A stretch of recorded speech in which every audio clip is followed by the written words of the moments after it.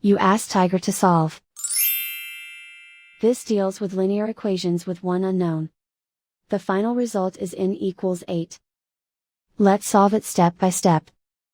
Simplify the expression. Find the greatest common factor of the numerator and denominator. Factor out and cancel the greatest common factor. Isolate the n. Multiply both sides by 4. Group like terms. Multiply the coefficients. Simplify the fraction. Simplify the arithmetic. And so the final result is n equals 8.